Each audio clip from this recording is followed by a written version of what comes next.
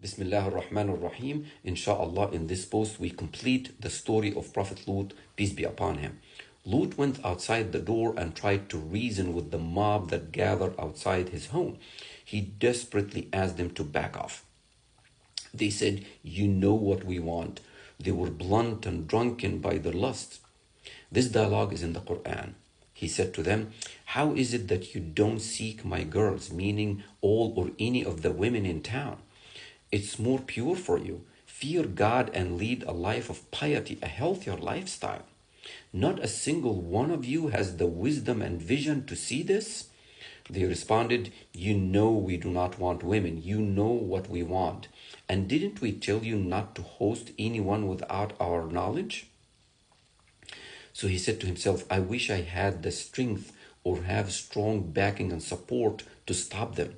And Prophet Muhammad, peace be upon him, commented on this last statement. He said, "May Allah have mercy on my brother Lut. Of course he did have a strong backing and support. What is stronger than having Allah beside you?"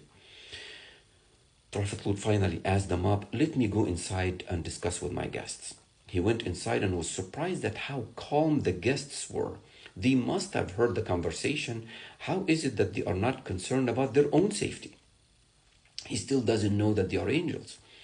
So he said to them, "You are strange folks," because of how calm they were. Now in the Quran it described their response. They said to him, "Do not be afraid and do not despair. We came with the truth. We are going to save you and your family except for your wife, because she approved and aided what the men in that town did. So her punishment is the same as the ones committing the actual act."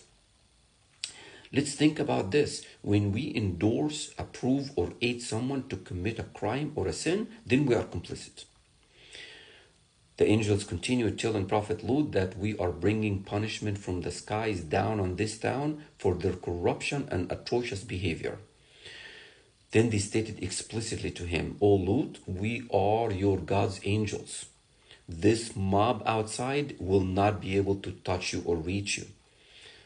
And the mob outside started shaking the door, trying to break in. So Angel Jibril, who was one of the angels, opened the door himself and hit them with his wing. With one strike, turned them all blind. This is a verse in the Quran.